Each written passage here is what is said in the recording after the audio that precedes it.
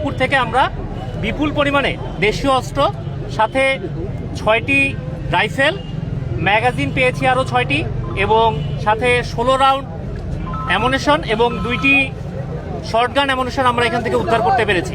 আমরা গোয়েন্দা তথ্যের ভিত্তিতে জানতে পারি যে কানাইপুর আর্ক সেন্টারের সংলগ্ন যে পুকুরটি রয়েছে, এই পুকুরে কিছু পুলিশের লুট যাওয়া অস্ত্র বা কিছু অবৈধ অস্ত্র যেগুলো পুলিশ জব্দ করে রেখেছিল 5ই আগস্টের পর যখন সেগুলো থানা থেকে লুট হয়ে যায়, সে ধরনের কিছু অস্ত্র বা সরঞ্জামাদি দুষ্কৃতিকারীরা তাদের নিজেদের ব্যবহারের জন্য বা আসন্ন নির্বাচনকে হুমকির মুখে ঠেলে দেওয়ার জন্য এই অস্ত্রগুলো এখানে তারা সংরক্ষণ করে রেখেছে গোপনভাবে।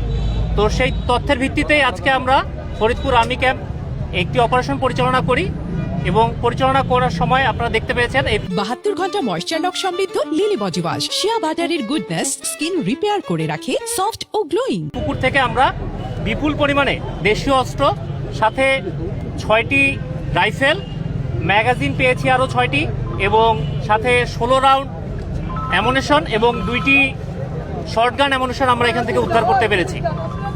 এবং আমাদের প্রাথমিকভাবে আমরা ধারণা করছি যে আসন্ন নির্বাচনকে প্রশ্নবিদ্ধ করার জন্য এবং আমাদের সততা এবং নিরপেক্ষতাকে প্রশ্নবিদ্ধ করার জন্য কিছু দুষ্কৃতী চক্র এটা নির্বাচনের দিন বা তার আগে ব্যবহার করবে বলে নির্ধারণ করেছিল। সেদিক থেকেই তারা এই অস্ত্রগুলো এখানে জমায়েত করে রেখেছিল।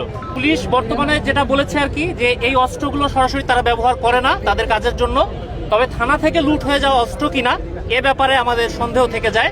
কারণ আপনারা জানেন 5ই আগস্টের পরে থানা থেকে যখন অস্ত্র লুট হয়ে যায়, সাথে তাদের যে দলিল দস্তাবেজগুলো ছিল এগুলো পুড়িয়ে ধ্বংস করে ফেলা হয়। সুতরাং এগুলো তাদের কাছে জমা ছিল কিনা প্রাথমিকভাবে এটা বলা যাচ্ছে না, হয়তোবা পুলিশ এ ব্যাপারে তদন্ত করে আমাদেরকে পরবর্তী রিপোর্ট জানাতে পারে।